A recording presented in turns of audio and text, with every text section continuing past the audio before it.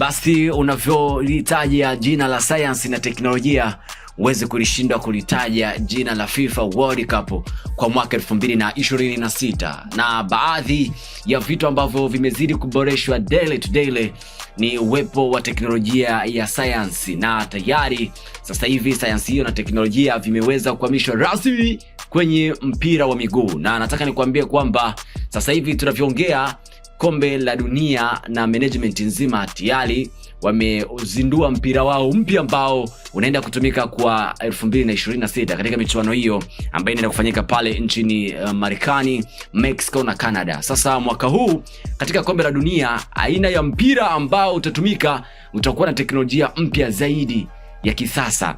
Na mpira hiyo ya Adidas inaitwa Trionda, itakuwa na sensa maalum na chipu ya IMU inayokusanya taarifa mara 500 kwa sekunde. Itakuwa na uwezo wa kutambua mpira umeguswa, lakini vile vile itaweza kuwa na location ya mpira. Yaani mpira utaweza kusoma location yake sehemu gani uliopo na muda wa kila tukio, lakini vile vile utakuwa ukitambua double touch kwenye penalty, na vile vile kutambua speed. Vile vile itakuwa inatambua mwelekeo wa mpira, accuracy za pasi na mashuti. Kwa hiyo hawatuhangaika sana katika hivyo. Hiyo ndio takwimu na namna gani ambavyo mpira wa kombe la dunia umezidi kuwashangaza watu kwenye teknolojia mbalimbali. Sensa yake imewekwa katikati ya mpira ili kuhifadhi balance ya mpira, kuwa na movement kama mpira halisi na kuwa na uzito sahihi.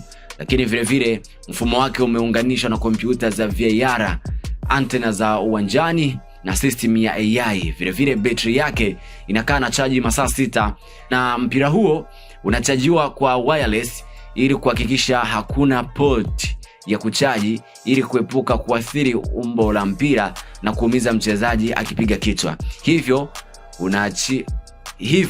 unachajiwa kwa pad maalum inayochajiwa kwa wireless. Hayo ndo maajabu ya mpira wa kombe la dunia kwa mwaka 2026.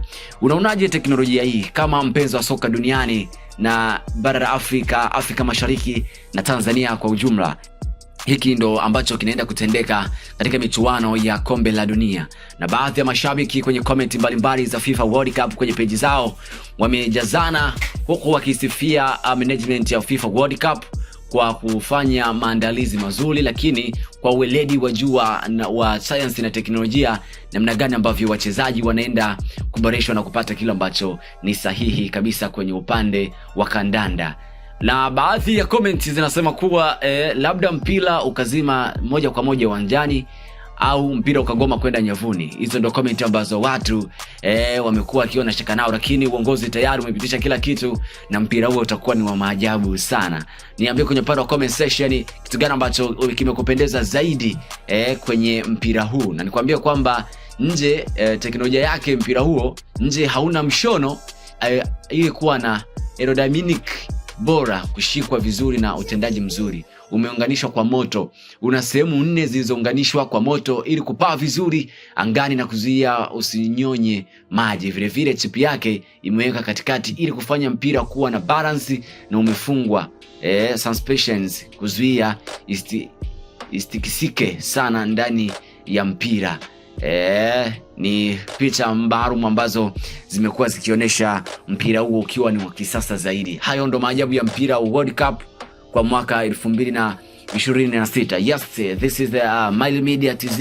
Make sure kwamba na comment, unashona subscribe, utazidi kuwa kwanza kupata habari zetu na stories zetu kadha wa kadha za burudani, michezo, na utazidi kuwa kwanza kupata taarifa zetu na habari zetu kutoka nje na ndani ya mipaka ya Tanzania ukibonyeza alama ya kengele. Bye bye.